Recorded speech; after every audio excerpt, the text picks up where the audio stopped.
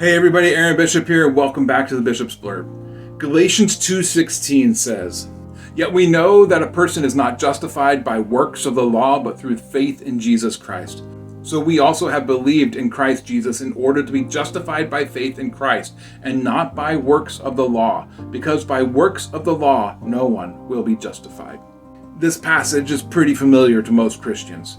In fact, I have been challenged with this verse many times because of the phrase works of the law. And the case is made that we should avoid doing the things in the Torah that are not moral or are not repeated in the New Testament, because you cannot attain salvation through these things. And it's easy to draw a parallel here between this phrase works of the law and the common discussion that Paul gets into of justification through works or through faith. And in these other cases of the works versus faith argument, works is used to describe human effort. And so it is the natural way to understand this phrase if we take it at face value. Works of the law, well, that's just simply human effort to keep the Torah, right? Well, for millennia, there was no reason to question this understanding of this phrase, works of the law. We had no other way to interpret it or understand it. That is, until the Dead Sea Scrolls. In the 1950s, some caves were found in the area of Qumran, which contained a vast trove of ancient religious documents that belonged to the community at Qumran. For decades after this discovery, there was still no reason to question this particular understanding, because it took a very long time to open up and to decode all of the texts that were found in this cave. But hidden among this vast trove of information were 6 copies of a document that has been designated as 4QMMT. Now, the first public announcement of even the existence of this document didn't occur until 1984 at an archaeological conference in Jerusalem. But it wasn't until 1994, a full decade later, that the contents of this document were first published. In this letter, we find something very interesting. The letter itself, it has to do with what's called halakha, the walk, the way that rabbis interpreted the Torah, how they understood it, and the things that they added to it to increase one's walk in righteousness. It's the traditional practices of the Qumran community.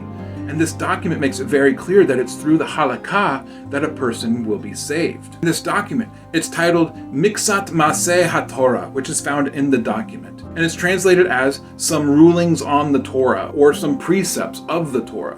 The letter had nothing to do with the Torah itself. Rather, it was about the interpretation of the Torah that was prevalent in the Qumran community.